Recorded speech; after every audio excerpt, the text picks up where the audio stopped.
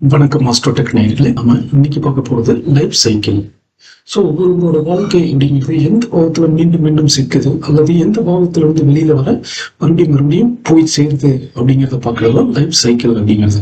அப்போ வாழ்க்கை எங்கெங்க திரும்ப திரும்ப வருது அப்படிங்கிறத கண்டுபிடிக்கிறது தான் லைஃப் சைக்கிள்.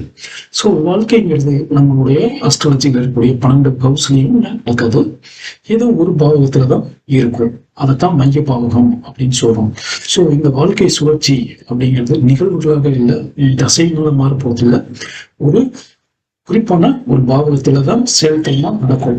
அதனாலதான் ஒரு மனுஷன் முயற்சி செய்யலாம், முன்னேறலாம், சோர்வடையலாம், இல்லை இன்னும் விலகி போய் வேற ஒரு முயற்சியை பண்றது அப்படிங்கிற மீண்டும் அதே பாவத்துக்குள்ளேயே திரும்புறது. இதுதான் வாழ்க்கை. வாழ்க்கைங்கிறது விதி மதி கதி அதனுடைய கூட்டுச்சேர்க்கை தான்.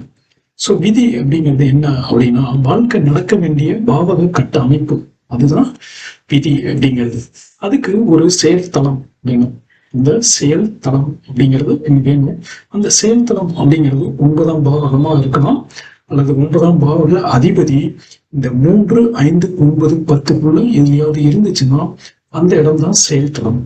அப்படி இல்லாத பட்சத்துல 10வது இடத்தை நம்ம செயல்தளமா எடுத்துக்கணும். இது எல்லாமே நம்ம பிறக்கும் போது நம்ம ஜாதக அமைப்புல நம்ம டைமுக்கு எல்லாமே செட் ஆயிருக்கு. இதை மாற்ற முடியாது. இது நம்மளுடைய ஆசைக்கும் உட்பட்டதும் கிடையாது. ஸோ விதி அப்படிங்கிறது நம்ம எங்க வாழ வைக்கணும், நம்மளைய எங்க வாழ வைக்கணும் அப்படிங்கிறது தீர்மானிக்கிறது. எப்படி வாழ்றோங்கிறது அல்ல. ஸோ மதி அடுத்தது நாம் பார்க்க போகிறது மதி. மதி அப்படிங்கிறது நம்ம மனசு உணரக்கூடிய நிலை, நம்ம வாழ்க்கையை எப்படி அனுபவிக்கிறோம் அப்படிங்கிறது. அப்ப இந்த மதி அப்படிங்கிறது சந்திரன் இருக்கக்கூடிய இடம், அதாவது ராசி. அது பாவகத்துக்கு எத்தனாவதா வருது, லக்னத்துக்கு எத்தனாவது பாவகமா வருது அப்படிங்கிறத வச்சு நம்ம கண்டுபிடிக்க முடியும். அதே மாதிரி சந்திரன் இருக்கிற இடத்துல இருந்து 7வது பாவகத்தை எடுத்துக்கணும். அதே மாதிரி சந்திரனுடைய நட்சத்திர அதிபதி இருக்கிற இடத்தையும் எடுத்துக்கணும். இது எல்லாம் 3, 5, 9, 10க்குள்ள இருந்துச்சு அப்படின்னா ஓகே. இல்லை அப்படிங்கிறது அது வேற ஒரு லைஃப் ஸ்டைல கொடுக்கும். ஸோ இந்த சந்திரனுடைய இடம் மதி அப்படிங்கிறது தான் நம்மளுடைய சந்தோஷம், விருப்பம், பயம், உன்னை பிடிப்போட இருக்கிறது, இல்லை உன்னை வேண்டாம்னு ஒதுங்கி போடுறது, இது எல்லாத்தையுமே குறிப்பிடுறது இந்த சந்திரனுடைய இடம்தான். ஆக இந்த சந்திரன் அப்படிங்கிறது நம்ம வாழ்க்கையை நடத்தாது, நம்ம வாழ்க்கையை எப்படி அனுபவிக்கிறோம் அல்லது அனுபவிக்கணும் அப்படிங்கிறத சொல்லக்கூடியது இந்த மதி. ஆக மதி அப்படிங்கிறது வாழ்க்கையை தீர்மானிக்கிறதுல விதியை ஏத்துக்கிறதும் ஏத்துக்காம இருக்கிறதுக்கான அமைப்புகளை, மன அமைப்புகளை கொடுக்கறதும் மதி. அடுத்தது கதி.